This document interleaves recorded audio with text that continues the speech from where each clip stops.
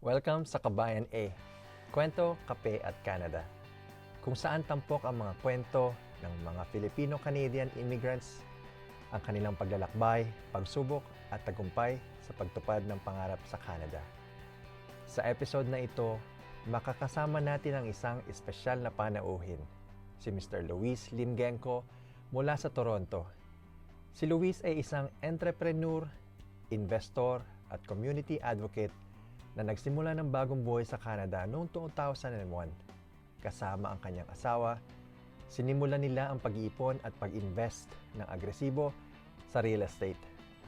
Hindi lang sa Toronto kundi pati na rin sa Las Vegas, Calgary at New Brunswick. Isang inspirasyon sa maraming kababayan na nangangarap ng financial freedom. Pero higit pa sa tagumpay sa negosyo, si Luis ay isang mapagmahal na padre de pamilya na laging inuuna ang oras at kalidad ng buhay kasama ang kanyang pamilya. Ang kwento niya ay isang patunay na sa sipag, tiyaga at tamang mindset, posible ang mga pangarap ng magandang buhay sa ibang bansa.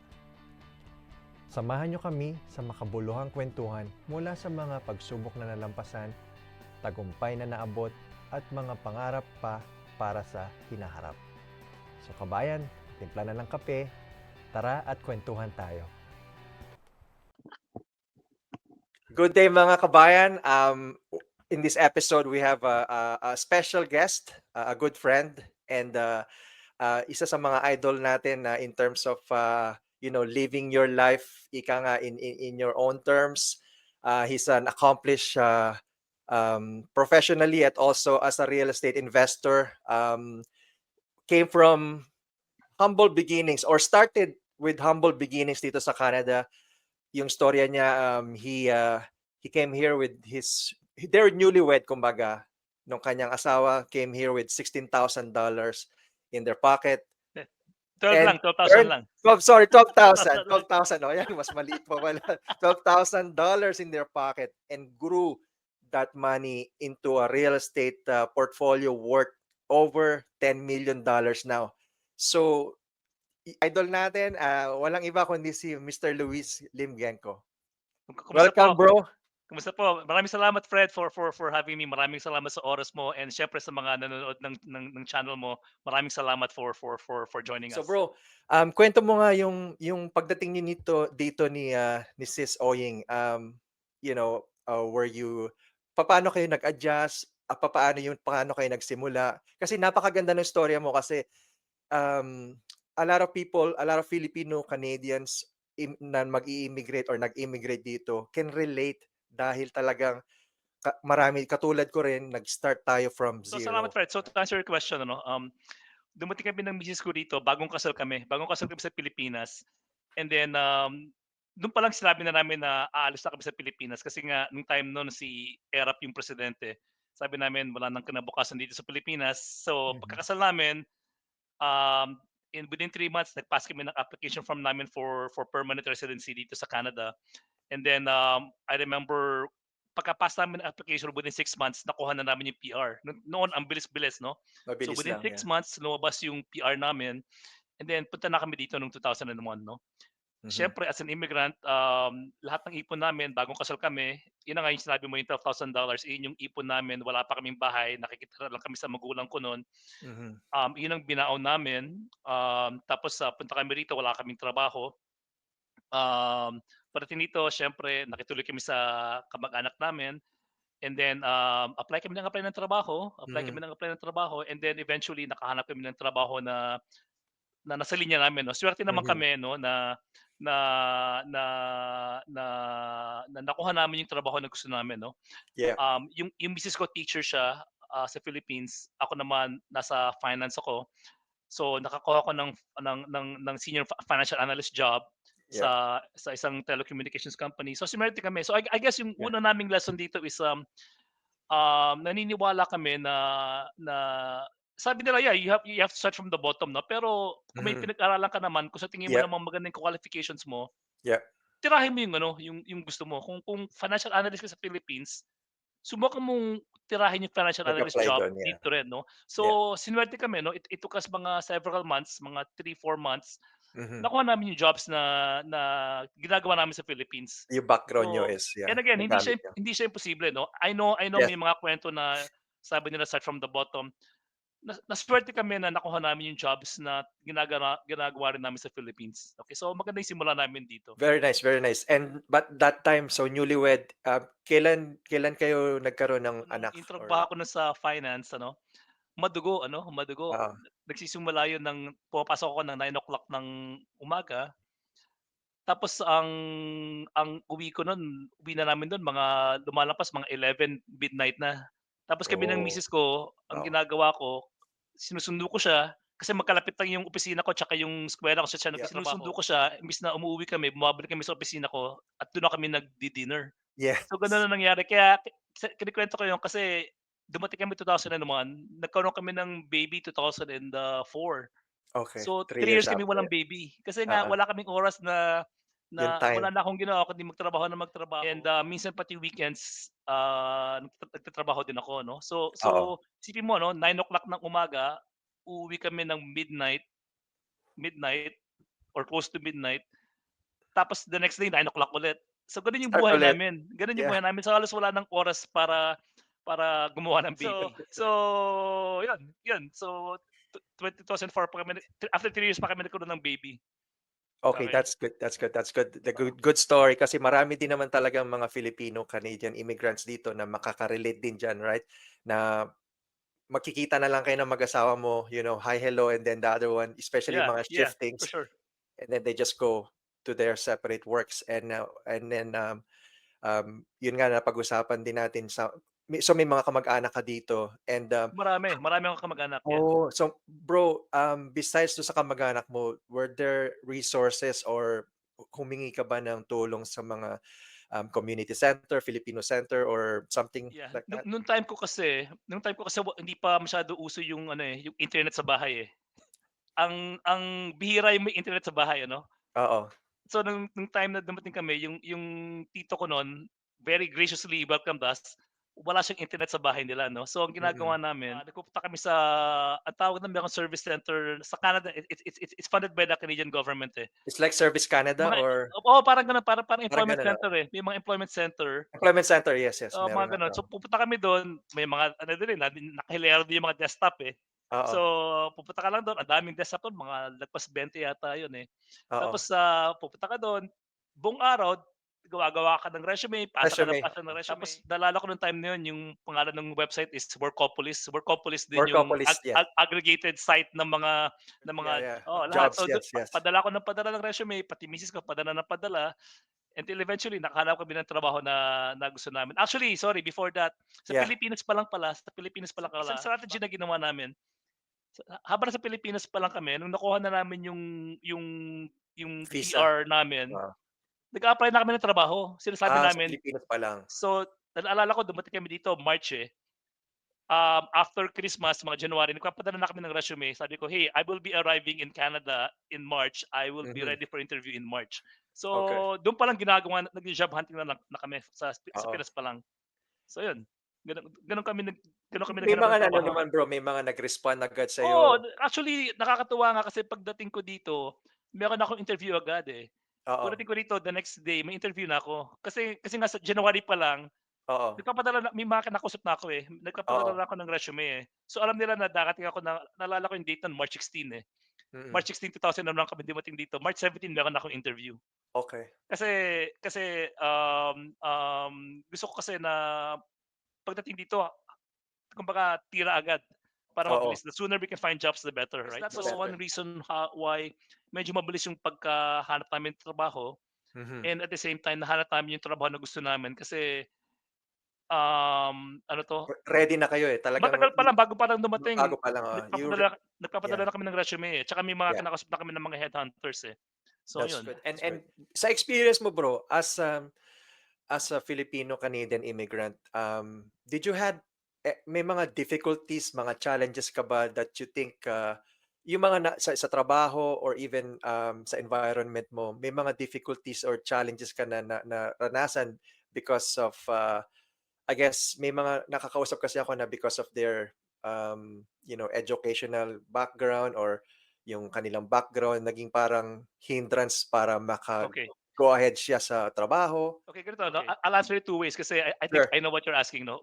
sure. Una, meron bang discrimination dahil Pilipino ako, no?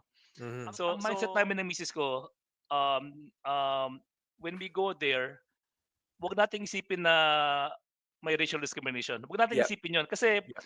pagka sinabi mo, kasi Pilipino ako kaya hindi ko makukuha yung trabaho na 'yan, hindi ka nagaganahan, eh. Oo, yeah. Hindi ka nagaganahan, eh. At saka at the same time, nakikita ko naman, eh, nung nag-a-apply ako ang daming hindi puti, eh, ang daming Oo, immigrant and oo. alam ko maka-Bombay, maka-Chinese, Mhm, maka-itim or what, nakakakuha sila ng trabaho. mhm, Nakakakuha sila ng office jobs, right? mhm. So kung kaya ng itim, kung kaya ng Bombay, kung kaya ng Chinese, bakit hindi kaya ng Pilipino? So That's right good. right from the start, yun na yung mindset namin, no? Sinasabing walang Yeah. racial discrimination, pero dapat ang mindset namin nung nagpunta kami, sinabi namin na hindi natin pipigilan ng sarili natin na mag-apply sa trabaho dahil Pilipino tayo. Yes. Na, "Ay naku, office job 'yan, hindi Oo. hindi pang Pilipino 'yan." No, you go for it, no, you go for it. No, so kasi nga kitang-kita naman, eh, alam mo 'yun, posible naman Qualified. na Mhm. posible naman na makahanap ang itim, ang Bombay, ang Chinese or whatever ng trabaho na bakit hindi Pilipino, right? So Yes. hindi namin ginawang hindrance 'yun, 'no? Hindi Very namin good. ginawang 'yun yung mindset namin, and then Mindset, yes. pangalawa, yung education naman at the same thing, ano, maraming Bombay, maraming Chinese na hindi naman nag-aral sa Amerika, hindi naman Yeah. nag-aral sa Canada, nag-aral lang sa kung ano-ano, hindi kilalang eskuwela sa India or sa China. Gano'n Mhm. din kaya sa Philippines, hindi naman nila kilala yung mga sikat na mga eskuwela sa Pilipinas, but yet alam mo 'yun, nakakahanap ng trabaho. So True. so at the end of the day, it's really, alam mo 'yun, the resume and the interview. You have to speak, yeah, yeah, you have to be able to prove to the interviewer that Mhm. you can communicate, Yep. right? Kaya nga yun yung interview, eh, right? So again, kung kaya ng Bombay, kung kaya ng itim, kung kaya ng Chinese, kaya rin dapat ng Pilipino. So yun yung mindset namin since day one. Hanggang ngayon, ano? Hanggang ngayon That's good. na yun yung mindset namin na we don't let anything stop us dahil Pilipino kami. In fact, nakakatawa kasi marami rin Pilipino dito na na na super sipag, super matyaga, and Mhm. super successful. Kung Mhm. kaya nila, dapat kaya rin natin kasi Pilipino rin tayo, pare-pareho lang tayo, eh, right?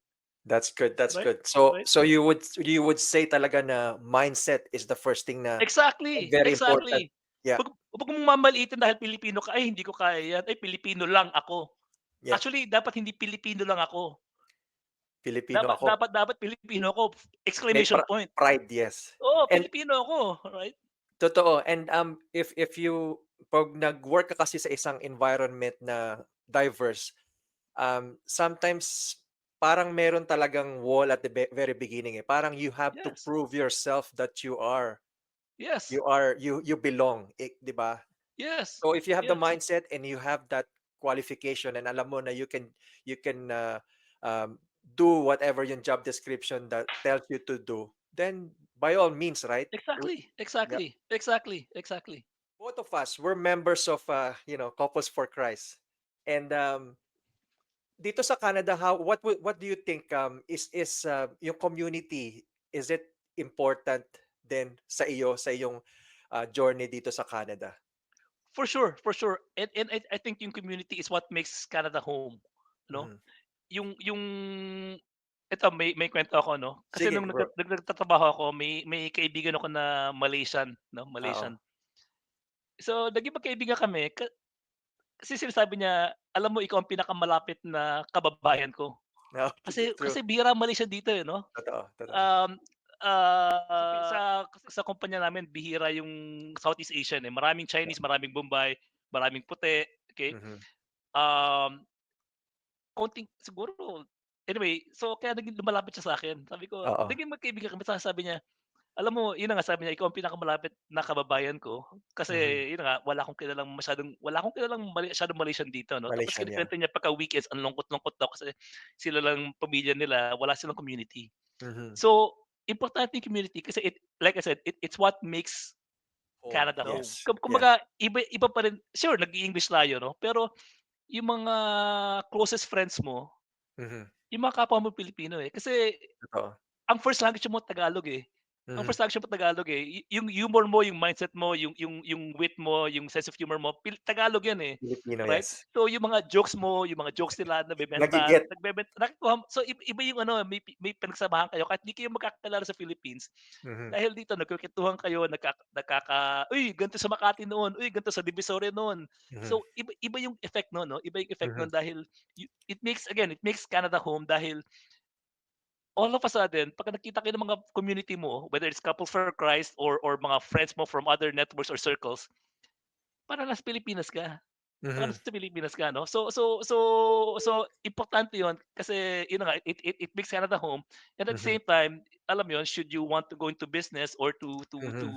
to find jobs or help other people, Network. yun yung nakakatulong, eh, yun yung nakakatulong, eh. Networking sabi nga nila 'di ba, your net worth is your Worth. network, Network, right? yes. Or baliktad, your network is your net worth. So Yes. so so again, after so many decades here in Canada, yun yung nakita ko na importante yung network. Not one is siyempre yung for sense of home, yung nagiging Mhm, home yung Canada, and second is yung networking for financial projects or financial gain, right? Mutual that's true. mutual benefit, right? Okay, so yeah. That's true, that's true. Yeah, yeah, yeah. Bakit mo naisip na mag-invest sa mga properties? Considering Okay. na you already have like a good paying job, right? Yeah, yeah, yeah. So yun na nga 'no, so I'm glad you asked that question kasi nga na-mention ko na yung unang job ko was same as in the Philippines, I was doing financial analysis. Analyst, yeah. Naalala ko yung title ko nun was Senior Financial Analyst Mhm, and, I love what I was doing 'no, mhm, yun yung ginagawa ko sa Philippines, eh, yung spreadsheets mhm. and Analysis, analysis yes. kung ano. Yes. Pero yun na nga, ang matindi sa'kin yung hours, eh, 9 o'clock nagsisimula ako, tapos Mhm. natatapos ako ng mga midnight and walang OT yun, walang bayad na OT yun, walang Oo. OT. So, nagbibiro nga kami ng mga opisina namin, "Nak ng toko sana nag-ano na lang tayo, nag-McDonald's na lang tayo kasi sa on a per hour Per basis mas hour. malaki mas ang baba-baba ng per hour natin kasi biro mo lagpas 2 shifts ang ginagawa namin, eh. Yeah. So, naalala ko 'to sa kuwento mo na Fred ano, Sige nagtatrabaho lang, ako bro. 9 o'clock. Pagdating ng 5 o'clock nag-uuwian na yung mga iba naming kaopisina karamihan, Ah, oo. yung mga taga-marketing, taga-sales, pero yung mga kaming nasa financial analysis, nandun pa rin kami. And then pagkadating ng 6 o'clock dati yung mga karpentero kasi may mga ginagawang, um, upgrade sa opisina. So Oo. may mga nagpupukpok sila from six Pupukpok o'clock na. tapos kasabi namin silang umuuwi pagkatapos ng shift nila. So 2 shifts ang ginagawa namin, right? So yun yung buhay namin and sabi ko sa misis ko, hindi sustainable 'to. Kasi sure Mhm. bata pa tayo, puwede pa pero alam mo 'yun, we did not come all the way here para tumira ako dito sa opisina, right? Right? Oo. So, either naghanap ako ng ibang trabaho, while doing that, nag-isip ako ng negosyo 'no. So Oo. so yung financial spreadsheets na ginagawa ko sa trabaho, iyon ang Mm. ginamit ko na pag-analyze ng real estate. So Okey. nung time na yun kasi mura mura mura mga bahay nun, eh, mura mga bahay nun, eh, naalala ko ang condo puwede kang bumili ng one bedroom condo ng 100,000. Yes. Puwede kang yung nabili naming townhouse noon, kumuha kami ng townhouse sa North York 'no, Mhm. sa North York sa may Steeles and Don Mills mga ano lang yun, eh, mga 200,000, Oo. right, right? Yeah. So gano'n kamura, sa Richmond Hill na may mga bahay dun na Yeah, that was like 300,000. 2008, 2001, 2000. mga 2001, 2001 Oh, yun, 2001. 2001, Okay, okay. 2001 Yeah. kasi ang ginawa namin Fred pagkadating namin dito, so nakatira kami sa tito ko and then Mm. nung nakahanap na kami ng trabaho, we moved to a basement apartment. Oo. Dumating kami March 2001, pagkadating ng mga I think after 6 months nakabili na Mhm. kami ng townhouse, eh. Okay, good. Within 6 months nakabili kami ng townhouse kasi March 2001, mga August 2001, Mhm. actually hindi, ma yeah, you know what, mga August 2001 nakabili na kami ng townhouse because nung time na yun, mas mura yung mortgage payment Mhm. kaysa sa rent. Sa rent. So Yeah. kunyari yung townhouse na nabili namin, Oo. nakakatuwa nga nakita namin ang rent ng townhouse nun is mga 1,200. Oo. Ano yun, eh, 4 bedrooms, 3 sa taas, isa sa baba, 4 Sa bedroom basement, yeah. townhouse. Ang rent nun is mga 1,200 pero ang Mhm. mortgage namin less than 1,200. Oh. Yung yung So it yung makes more yung pa sense talaga na yeah, Yeah, yeah. Bumili ka na So lang if you have yeah, the down kasi payment. And yes. and and I believe nung time na yon, early 2000, meron pang, 0 down payment niyan tsaka 40-year amortization, mga gano'n. Nung time namin for the lowest down payment was 5% yung sa CMHC. 5% was CMHC. the lowest down payment kasi yun yata yung ginawa namin, eh. 5%, kasi 20,000, 5% is mga 10,000. Hindi ko alam kung 5% or 15% yata ginawa namin, 15%, hindi ko yeah, alam. yeah. Basta yung pinakamababa ginawa namin. Mhm. Kaya nakabili kami agad ng townhouse. And then, yun na nga kasi nga nakita namin na mas mura ang Mas mura, yeah. mortgage payment, monthly mortgage payment than the rent of a Mhm. similar townhouse. Kasi ang townhouse pare-pareho, hindi ba may isang complex yan, eh. So nakita Totoo, namin, "Uy, ito for rent, oh, 1, 2." totoo, Eh, ito, eh, yung rent natin, yung mortgage natin mas mura, bumili na lang tayo. So bumili kami ng totoo. townhouse. Makes sense, oo. So within Practical. within a few months nakabili kami in fact, una kami nakabili ng townhouse over a car. Wala kaming kotse nun. Mhm, Bumili kami ng townhouse tapos ang ginagawa pa nga namin is, well, since wala kaming kotse, nung mhm. time na yun puwede mo iuwi yung grocery cart, eh. Ang nasa garahe Ah, namin grocery cart kasi oo. pagka-weekend pupunta kami lalakad kami sa grocery sa may Don Mills and Steeles, may grocery dun, eh, hanggang ngayon yung Food Basics. Food basics, yeah. May lumang grocery cart dun sa sidewalk, dinampot ko, Mhm. dinampot ko. So yun ang pinapang-grocery namin sa Food Basics. Yun din ang inuuwi namin sa Sa bahay. townhouse, yun ang Oo. nasa garahe namin, yun ang nasa garahe namin, Oh, okey? Okey, so interesting. ayun, yun yung buhay namin And nun. nung nag-decide kayo na bumili ng rental, ng paupahan, ikuwento mo yung steps na ginawa Okey, niyo. so nakabili kami ng townhouse 2001, dun kami tumira 'no, and then, Mhm, after 4 years nakahanap ako ng isa pang trabaho sa consulting firm, mhm. right? Um, ang ano kasi nun is sa downtown yung office nila 'no. Oo, So sabi namin, just in case na madugo yung trabaho na 'to, yung tipong ginagabi ako ulit, gabi ka na, yeah. ang naisip namin na imbes na ibenta yung townhouse para bumili ng condo or bahay na malapit sa subway, sabi namin dapat malapit tayo sa subway Mhm. para mabilis ako makakauwi. Mabilis, oo. So sabi namin, "Uy, kaya pala natin bumili ng ng condo." Detached o condo, Condo, okey. bumili kami ng condo no'n na without selling our townhouse. Tapos Mhm. napansin namin kasi nga, mura yung mortgage, eh. Ba't Oo, hindi na natin pa-rent yung townhouse oo. para maging self-liquidating yung townhouse, tapos bumili tayo Mhm, ng condo. mhm. Kumbaga kumikita natago mo yung asset tapos Oo, self-liquidating siya and, bumili kami ng condo. condo. And similar din nun, eh, nung time na yun, mura pa rin ng 2004 'to, Oo, mura pa rin magbayad ng mortgage versus mag-rent ka. oo, So it made sense again to buy another one, oo. right? So dun namin naisip na, okay, you know what, real estate is something that we might really go into eventually.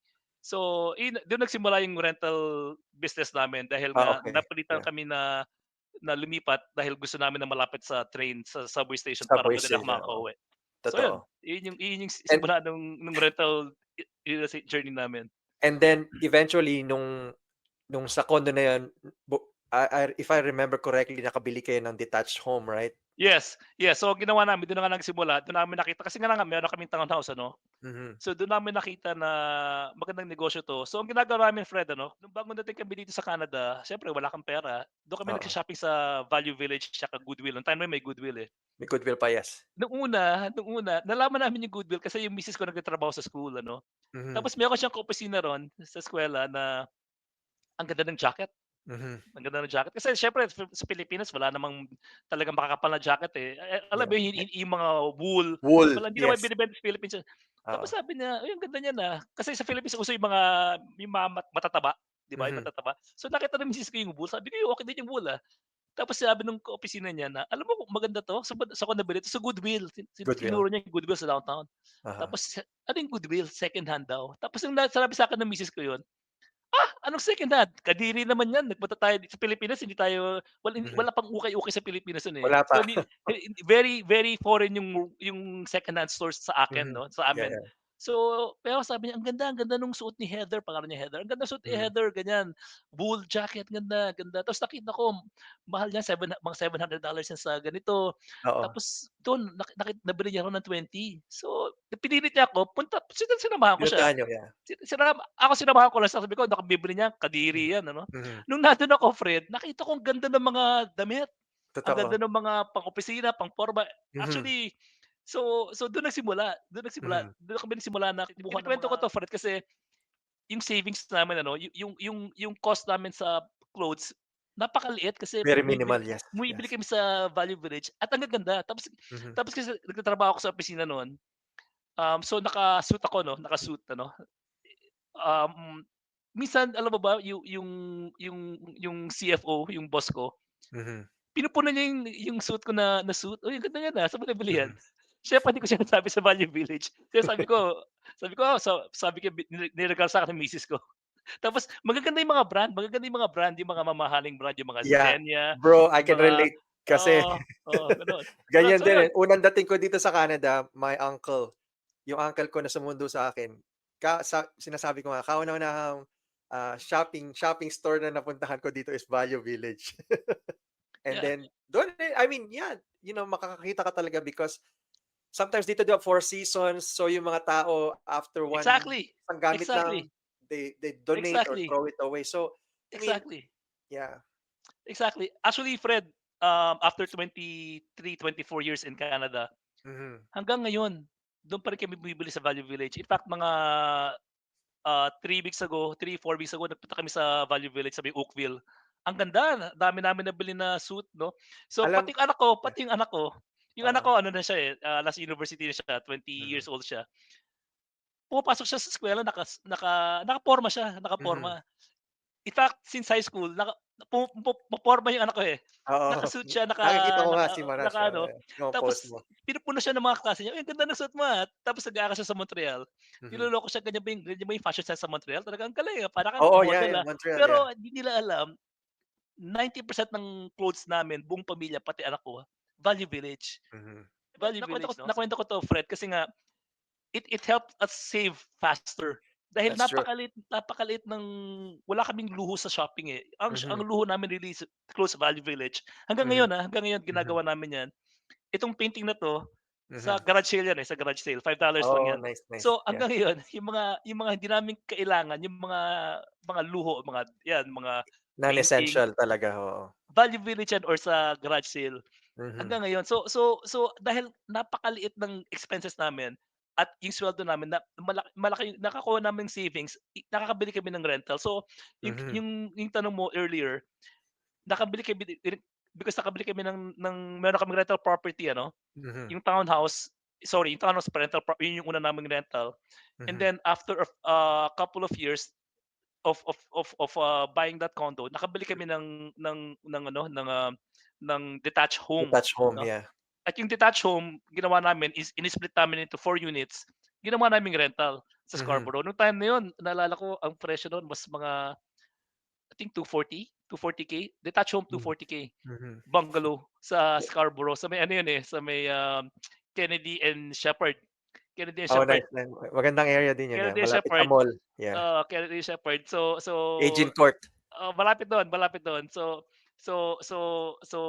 iyon yung una naming yung second rental property namin. So, ginawa naming 4 units para mag-cash flow, right?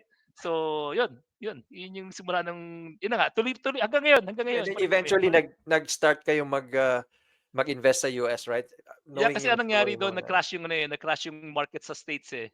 Nag-crash yung market sa States. Ito yung I think 2008 yun, great eh, financial 2008. crisis, Yun yung Lehman Brothers. So, 2008 Lehman, yes, September, yes. naalala ko September 2008, Uh-huh, nag-crash siya 'no. oo. Tapos, may mga kamag-anak kami from the US kasi narinig nga nila na meron akong dalawang rental Property property rental, oo. dito. So, meron kaming townhouse na rental tapos sa condo kami nakatira and then meron kaming, rental sa Scarborough. Kinukuwento nila, "Uy, tin taga Las Vegas yun, eh, taga Las Vegas Oo, yung tito ko na yun." kamag-anak niyo, yeah. Sabi niya, "Uy, bili ka dito, ano mura, baksak, baksak, baksak." Tapos tinignan ko, baksak nga talaga Mhm, yung dating mga $500,000 mhm. na bahay naging mga 150, 160 na lang. Oo, Tapos sabi ko, "Laki ng bira mo, from 500." Maganda yung mga bahay, don't get me maganda, wrong, oo. maganda yung mga Yeah, bahay, yeah. mga two-car garage, malalaki, mga four Location five is bedroom. very, Oo, very nice, oo. oo. Tapos ang pangalan Summerlin, eh, Summerlin yung pangalan nung place na yun. Ano Mhm, siya, medyo high-end siya. Dating $500,000. bumagsak ng mga 150, 160. So Meron pa nga nakita iba mo yung mga opportunity. 3-car garage, eh, mga 3-car garage mga gano'n din, eh. Wow, Tapos laki, malaki 'yun. so baksak ang presyo tapos ang maganda pa nun, ang US dollar kung i-Google mo mga Parity. nagsimula kami ng 2012, eh, 2012 January or January mga first quarter of 2012 kami nag-close nung una. Mas mataas pa yung Canadian dollar minsan. Parity Oh, tsaka minsan parity, yeah, yeah. mas mataas pa yung Yeah. Canadian dollar. So Mhm. nung nakita ko yun sabi ko, "Oh my gosh, this is a once in a lifetime opportunity." Opportunity, yeah. So ginawa namin, binenta namin lahat ng rental namin dito Mhm. at lahat ng puwedeng utangan, inutangan namin. Inutangan niyo. Nag-invest kami sa Las Mhm. Vegas. So dahil nga tigwa 150 lang yun, tigwa 150, 160. Tapos, yun na nga yung rental revenue is more than enough to cover the mortgage. Mhm. Nakabili kami ng nung time na yun 4, eh, 4 agad ang Binili kinuha niyo? namin. Kasi, Yeah. nakaipon kami dito, binenta namin yung rental properties namin, Townhouse. yung townhouse tsaka yung detached sa Scarborough. Mhm. Lahat yun binuhos namin tapos umutang pa kami, ni-refinance namin yung bahay Bahay niyo. namin. Tapos, and sorry, lumipat na pala kami dito nun. Mhm. Tapos yun, dun na nagsimula yung ano, yung rental. Journey mo Oo, pag-re-invest sa kasi US. mura, eh, kasi Mhm. talagang once in a lifetime, opportunity. To this day, yung mga bahay na yun hindi na namin hawak pa rin namin to this Oo. day, yung mga And bahay na binili namin sa Las Vegas. and do you So yun. still see na like now, do you see any opportunity sa US or it's Eh, not the ang same problema anymore? ngayon yung Canadian dollar bagsak, eh, Yun na nga, right? oo. Bagsak, eh, right? So ngayon I think 140 chineck ko kanina umaga, $1.43 Yeah, nasa to yeah, $1. So $1, yeah. so so so ang may naririnig ako sa Ohio, meron dun sa Ohio, Ohio, pero yeah, yeah, yeah, may ang naririnig din ayoko ako. kasi yung Canadian dollar kasi bagsak, eh, right? Mhm. Kaya hindi ako masyado na-attract sa US ngayon Mas because malaking kapital ang kailangan mo. mahal, eh, mahal for a Yeah, Canadian, right? yeah. So hindi ako mas ang ang ang nakikita kong value dito is may mga sa New Brunswick, dun Mhm, kami nag-invest recently kasi mura dun, eh. mhm. Sa sobrang mura matutuwa ka sa mga nabibili naming bahay dun na, 2 years ago nakabili kami ng fourplex. Fourplex, $45,000. Fourplex, okey? Fourplex. Fourplex tapos, actually package deal yun, eh. Nagbenta siya ng duplex tsaka fourplex, nakuha Mhm, ko ng 90 kasi mhm, nag-retire siya. So duplex and fourplex 90, so tigko mhm, 45 yung mhm. ano, yung gano'ng deals. So mura, maraming mura dun na na mga bahay. Again, kasi nga napakaliit ng kapital, eh, 'di ba? Mhm. Sorry, relatively, kasi sa Toronto bibili ka ng condo sa downtown core, easily mga 700, 800,000 or 700,000, what. yes. Oo. Ito isipin mo, fourplex 45,000, 40,000. Mhm. Fourplex, duplex Yeah. 45, 40,000. Meron ako nabiling dormitory, 20-room dormitory, 280 yata, 280, 250. Basta 250, 280. 20-bedroom dormitory, 250, 280. How's the Hindi ka ano, makakita. wala ka naman naging issue sa tenants and Oh, everything na meron. That's part of the game. That's part part of of the the game, game. yeah, yeah. Part of the game. So may mga tenants na yung isang kasi matagal na ako gumagawa ng rental Yeah, business, ano. naka-experience Naka-experience na ako ng maraming issues na dati tenants. bawal ang drugs, eh. Nagda-drugs, as in report ko pa sa pulis, kasama ko yung pulis sa unit, Mhm. nagda-drugs. Meron akong ano na sinira, binasag yung mga bintana, Sinira, yeah, yeah. tinira yung mga oven, buti may insurance, kailangan Yeah. meron kang coverage sa vandalism.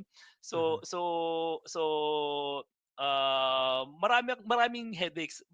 Oo. Meron din ako na tenant na sabi niya nahulog siya sa stairs 'no, tapos may mga bukol-bukol siya, niya ako, meron siyang Sinuka niya. lawyer na $1 million, naka-lawsuit ako 'no. Oh, So, personal buti na lang injury. insured ako for lawsuits and hindi naman siya nanalo kasi nakita naman na kasalanan niya 'yun, right? Hindi naman Oo. sira yung stairs ko or what, Yeah. right? So may mga gano'ng ano, may mga gano'ng kaso na maraming problematic tenants, no? Pero overall mas maraming positive than the negative. Positive, yeah. Oo, As oo. long as I guess kailangan talaga protected ka and, you do your ano, your, homework, due Due diligence. diligence. Yep, yep. Yeah. Yeah. And, And then you mentioned so New Brunswick. So before that, you also invested in Calgary, Oh, and yes, yes. you just pick the right market to invest Kasi to. ano, finance guy ako 'no, so marami akong, sa consulting firm na nagtatrabaho ako, marami akong access sa research. So Oo, nire-research ko yung ano, kung ano yung cities na bagsak. Like for example, sa Las Vegas nung bumagsak siya, again from 500 to 150, dun ako pumasok. oo. Calgary, the same thing. Nagkaroon ng recession sa Calgary nung bumagsak yung oil Sa prices nung oil mga prices, yes. 20, I think 2017. 2016 yata nagsimula yun, 2015, Oo. 2016. Kasi dati lipad ang Calgary, tapos bumagsak siya. So nung bumagsak siya, dun ako pumasok. Mhm, Nagsimula ako dun I think 2016 ba, 2018. mhm, Basta dun ako simula and, mhm, yun na nga, again, it's just buy low, sell high 'no. Nung bumagsak yung Calgary, dun ako pumasok. mhm, So so, nung time kasi nun, medyo marami na akong ipon, tsaka mhm, nakabili na ako ng mga property sa Las Vegas. So mhm. yung equity nun dino-draw ko lang, tapos Uh-huh. ini-invest ko sa Calgary. Gano'n din ang Mhm, ginawa ko sa Calgary, lahat ng puwede kong utangan, umutang ako, ta's pasok ako dun. Kasi confident ako sa mga gano'ng senaryo, na bumagsak talaga yung market, tapos at kung tingin kong paakyat na, at the same time yung rental income is yan. gonna cover Yeah, all the ano, magiging cash flow expenses. positive siya. So Mhm, pinapasok siya, tsaka yun na nga, talagang binubuhos ko yung capital mhm. to go there. So now you see ang more opportunity dito sa may bandang Atlantic provinces. Kasi mura, kasi magandang And cash flow, and magandang and cash and, flow, and dun 'pag due diligence ka, yung ginagawa mo yung due diligence mo, bro. I know part of your yun nga yung sa cash flow, but at the same time you don't you worry about dun sa kasi let's face it, yung politics as well has an effect, right, dun sa market, right? So parang do you see as yung New Brunswick or yung Atlantic provinces, yung government ba doon is landlord friendly or maganda naman, Fred, kasi uh, ang isa sa mga tinitingnan ko is yung ano na nga, yung ano ba yung policies dun sa city 'no, or sa state. totoo? Like Mhm, sa Las Vegas, walang rent cap, very landlord friendly. mhm, Sa Alberta wala ding rent cap, mhm. very landlord friendly. Nung nagsimula ako sa New Brunswick 2 years ago, walang rent cap, Oo. Ngayon magkakaroon ngayon, May Mhm, nagkaroon ng shift, magkakaroon ngayon. So hindi so yun na nga, pinili ko yung New Brunswick kasi landlord friendly siya. mhm, It is still landlord friendly, don't get me wrong. mhm, Pero nagkaroon ng rent cap. So this is the first time na I'm in a province or a state na may rent cap, mhm, right? So kaya naka-pause din ako ngayon 'no, naka-pause ako mhm. ngayon kasi bago 'tong policy na 'to, hindi ko alam if it still works I-observe mo going muna. to it 'no. Kasi swerte naman ako dahil nung nandun ako, na-adjust ko na sa market rates yung ano, yung mga rent sa New Brunswick, Mhm, Ang mahirap is kung bago. Kasi mhm, ngayon nung bago nagkaroon ng kuwento na magkakaroon ng rent cap, may tinitingnan kaming isang property na triplex. Ang mhm, balak namin, once we get it, we will adjust to market rates. But then again, kung magkakaroon ng rent cap, baka maipit kami, right? mhm, So kaya naka-pause kami ngayon, and hindi namin alam kung ano yung rules na mangyayari, but definitely may rent cap. Pero hindi namin alam kung gaano ka-flexible 'yon, okay? Kasi New mhm. Brunswick is known to ano, dati nagkaroon sila ng rent cap ta's nawala, ta's ngayon nagkakaroon ulit. So, we'll see kung baka temporary lang 'to, okay? So, we will Yeah, see, that's good, okay? that's good. So, maiba naman tayo, bro. So, later on, I will put on the show notes yung information mo para dun sa mga kababayan natin na, would like to go into Sure, real estate, and then sure. maybe they can shoot you a question. I know si Luis is someone na talagang who pays it forward and willing to Yeah, for sure. mentor yung mga kapwa natin. For sure, So, for sure. dun sa I guess you've been to so many places na dito sa Canada, bro. What is your most favorite area or city na besides dito sa Toronto, I guess, ano pa yung mga paborito nyong as personally or even as a family na puntahan? Siguro the top two, kasi yung top 2 na yun, bilib na bilib ako na sa dalawang ano na yun. Kasi 3 years na kami, and then nung nagtatrabaho ako, they would assign me across the country 'no. So marami na Mhm. akong napuntahan na places. Ang top 2 na places na gustong-gusto namin talaga is number 1 is Cape Breton. Cape Cape Breton. Breton, sa may Maritimes ano 'no. Mhm. Ang ganda-ganda ng Cape, kasi sinasabi nila magandang Canada, magandang Canada. Do'n mo makikita yung beauty ng Canada kasi Beauty, oo. yung nature ba, yung bundok, yung lakes, Oo, Ah, Talagang breathtaking. mhm, Yung Cape Breton, the way you do it is you drive around a route, tapos you have to make stops. And mhm. kasi very scenic. So, Scenic. so number one is Cape Breton. The other number one is yung Banff Banff, Alberta. sa Calgary. Yung Ah, Banff from Calgary to Banff, may ah, and it's I think mga 1 hour and a half yung drive na yun eh. drive, Yung yes. yung drive na yun, yung very scenic din yung drive na yun Yung kasi route na yun, in yes. between nun, meron Lake Moraine tsaka Lake Louise. Mhm.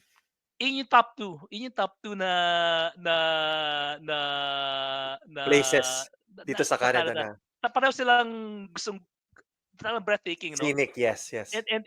And nakakatuwa kasi I haven't been to Prince Edward Island. I haven't Mhm, been there.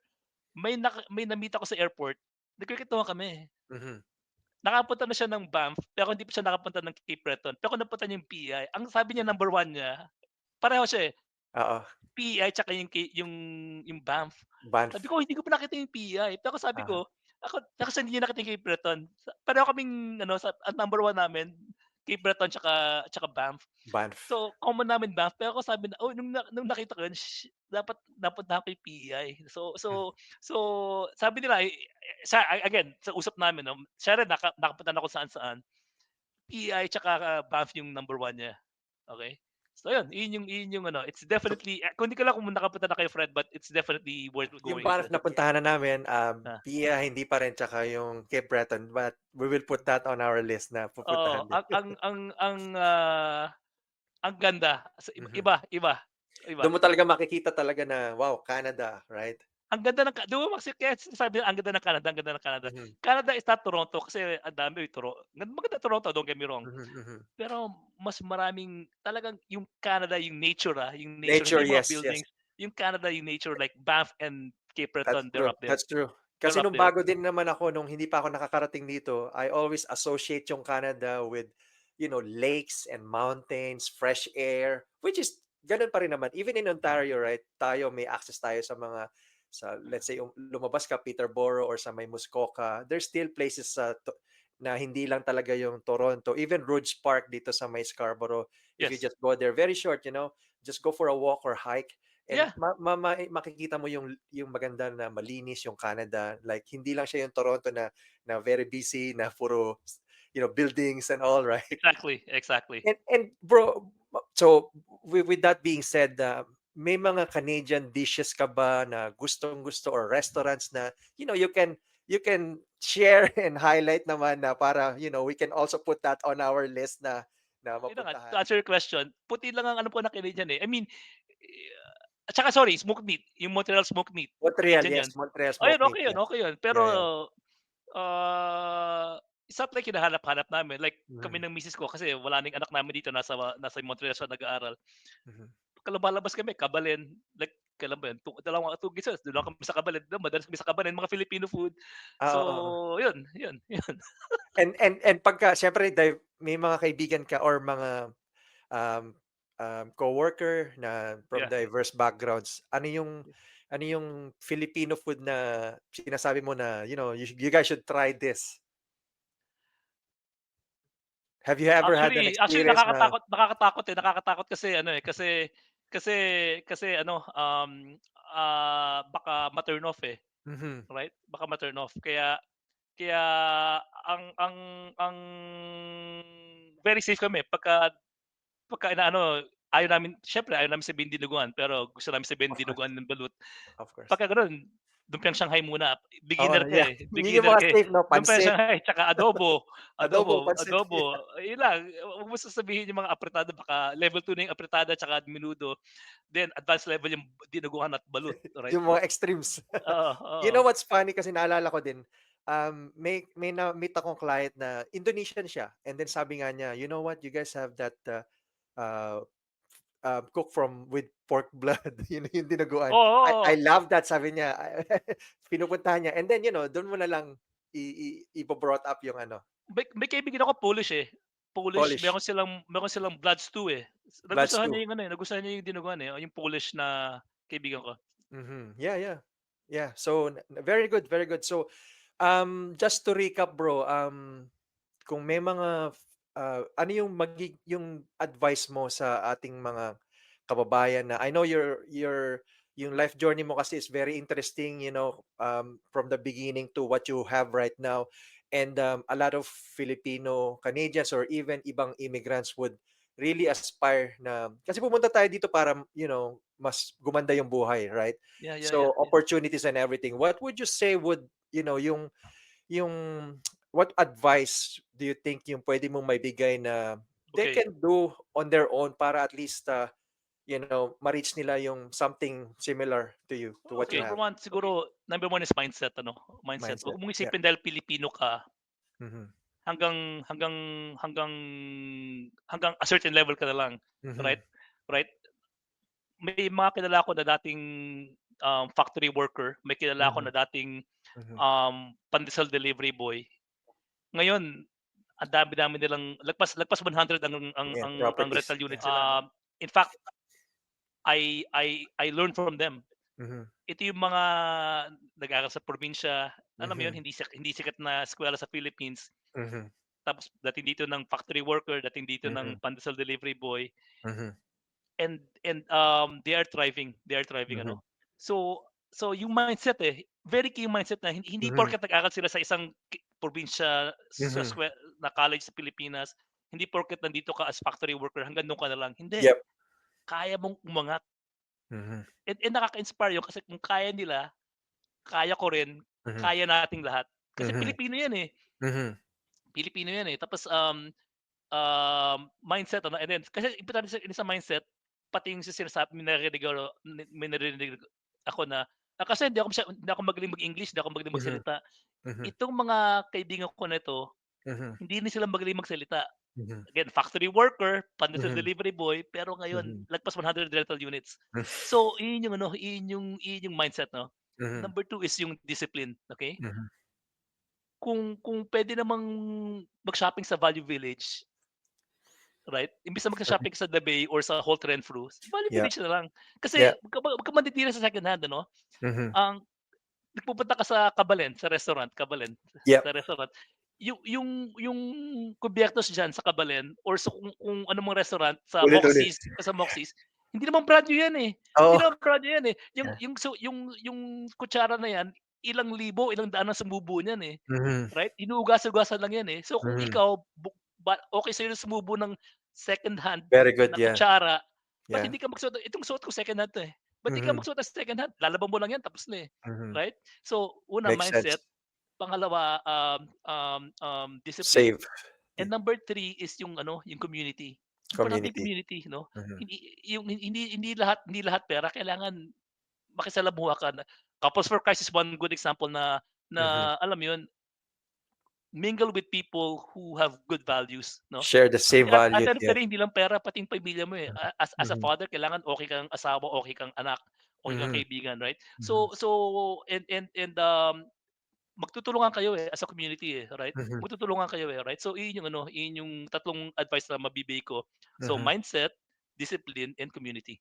Very Okay? nice, very Okay, nice. bro. Maraming salamat bro. I know, busy ka din a lot of us na mga kababayan are very proud to hear this words of wisdom, and also very proud na isang kababayan natin have reached this, height na talagang successful sa buhay with a thriving family. And not only that, me as a person, I appreciate and I honor you because, knowing you, I've learned so much from you, and you're a source of inspiration sa aming lahat na, na mga Filipino Canadians, right?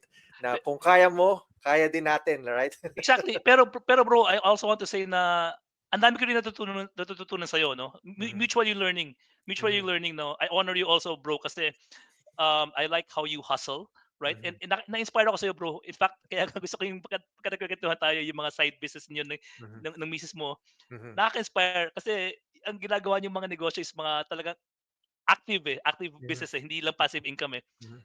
Iyon yung hindi ko pa nagagawa, kaya nakaka-inspire. So you are one of my many inspirations na Mhm. na na yun na nga, kung kaya mo ko, dapat kaya ko rin, 'di ba? Kung kaya mo, dapat kaya ko Tama, rin. tama bro. Kumbaga walang pumipigil sa atin 'no, Yes, yes. na at saka yun ang ano, na na salamat sa inspiration bro. Ang dami ko in fact isang ginagawa mong vlog, nakaka-inspire kasi parang, "Uy, okay 'to, Parang Mhm. parang parang mukhang masarap gawin, right? Mhm. So, kaya nga I want to pick your I'll follow your lead here, I'll follow your lead, Sure, sure bro, I'll follow your anytime. lead, I'll follow your Yeah, lead. May mga ideas ako, pero there you hindi ganito, go. may mga ideas ako na ano, pero down the road it's something I might end up doing. Pero I'm Very learning so good. much from you, okay? I want to That's learn from good, you bro. too. That's good, bro. Kasi Uh, we as a community can thrive when we have. I believe kasi na if you wanna go get into something, you need to find a mentor, right? Na yes, exactly, exactly, who've already done exactly. what you wanna do, who kumbaga kung narating na niya yung gustong mong marating, and he also or she na nagkaroon na sila ng mga mistakes na you don't Yes, need to make mistakes from. exactly, Yes. exactly, So, exactly. maraming salamat bro, and sa susunod ulit, Salamat. at, Maraming salamat, yung mga kababayan natin na, if you wanna get in touch kay, Bro Peewee, Peewee siya yun ang nickname namin sa Nickname, yes, kanya yes, na yes, yes, we know him yes. as Peewee. Kay Bro Luis, if you wanna get into, the community sa Couples for Christ, if you wanna learn more about investing dito sa Canada, US, he's the guy to go to, at, I'll put yung mga kanyang mga information sa Yes, show please, notes, yes, please. and then, Sure, he's a very generous guy in terms of, sure, sure. time and and Kwentuhan tayo. education. Whoever you Yes. are, kwentuhan tayo. Let's talk, usap tayo, no? Whoever, please feel free to reach out to All me, right. no? Thank you so much, Bro Peewee, and, God bless, and sa susunod ulit.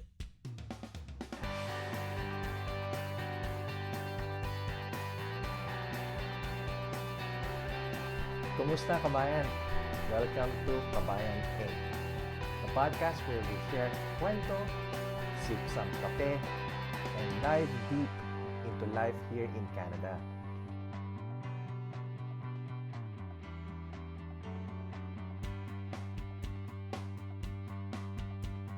Every week, we'll sit down with inspiring Filipino Canadians as they share their journey from the challenges of being a newcomer to the successes they have built here in the Great White North.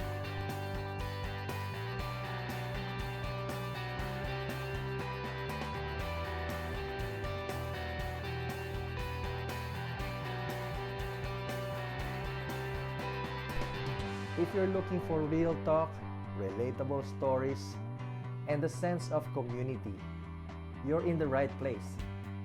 So grab your kape, get comfy, and join the conversation.